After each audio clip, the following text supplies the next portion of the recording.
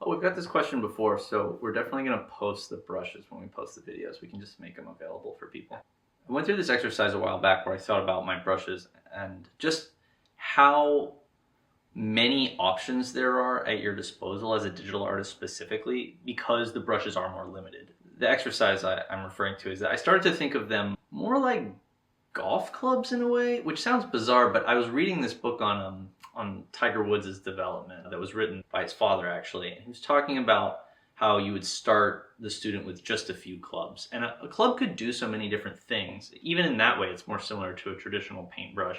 You can just make a brush or a pencil do so many different things that in the computer is not necessarily possible. So in exchange for control and flexibility, you have just girth. You just have tons of brushes at your disposal. When you're choosing between brushes, you have a lot of different things to account for in your head. You've got to think about the informational density of the brush. What I mean by that is just how much noise is it putting down, and not just noise in like a, does it have color jitter, but also how much texture does it have and how much opacity does it have? Is it going to lay with other brushes in that area nicely? Those kinds of things.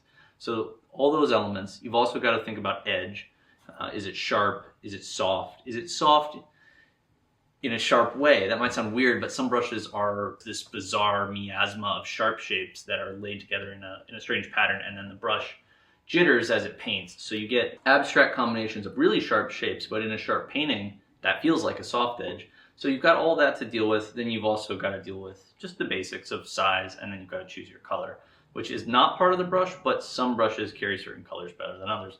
So there's a lot to think about. I personally have spent a lot of time, I don't know, some people think this sounds wild when I say it, but basically drilling with the brushes. I don't think it's so bizarre. An athlete would train to shoot free throws, for example, and you want to know what your brushes are going to do. The important things are that when you're painting from far away, which is how you should mostly paint, I would say, then does it look good when you zoom in? Because people are going to do that. They're going to get in there and examine, and you want to know how do the edges of the brushes lay together with other brushes. So you need to really only use brushes that you're quite familiar with. And generally, I will say each painting of mine kind of has a custom combination or cadre of brushes that mostly gets used in that painting. So sometimes I'll be asked by a client to sort of emulate a colored pencil look. Well, a colored pencil isn't going to sit that nicely on top of sharp digital marks. So I'm going to use airbrushes. I'm going to use things that emulate those sort of softer, more spattered, realistic mediums. And the brushes in Photoshop and the packs you can download these days, I mean, there's all kinds of stuff out there. They're excellent for that. But the main thing is just to spend time on your own exploring each brush. And this does take a lot of time. People go, I just want to do a painting.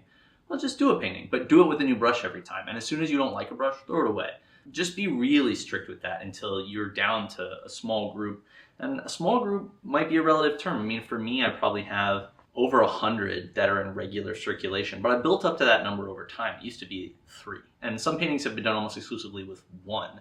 It just really depends on so many different factors. But yeah, if you can sort of isolate those elements of a brush, its edges, its informational density, and then how well it carries color. And when I say that, I mean, you know, some brushes will have a ton of color variation, that it's jittering between the foreground and the background, or it's jittering between other nearby chroma.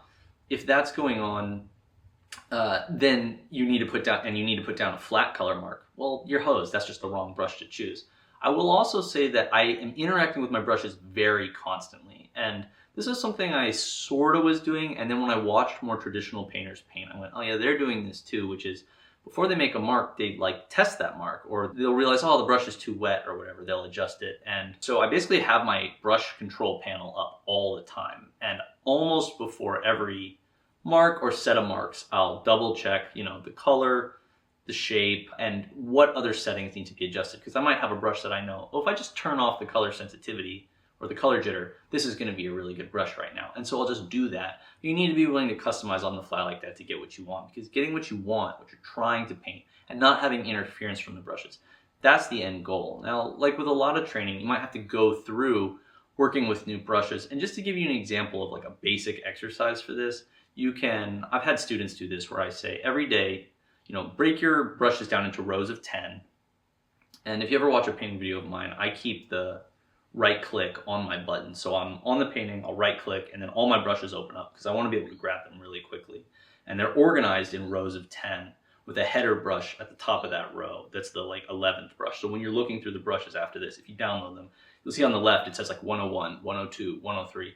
that's just a brush that's naming the row. That brush is irrelevant. And then the rest of the row will be what I think of as pencils, airbrushes, softs, bristle brushes, those kinds of things. Just to have a basic mental framework for what area of brush is this. And then often they're sort of isolated into small groups of three or four that'll have progressively softer edges or progressively more diffuse marks.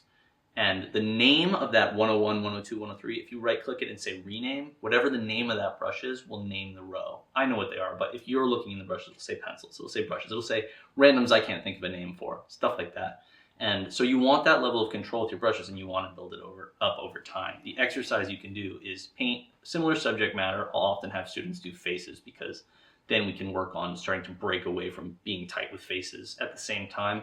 Be like, paint it with only one brush, because that forces you to use the brush big, use the brush small, smudge with the brush, do all kinds of things with it, and you really learn a lot about that brush when you try to make it do everything. And you find out what it can't do.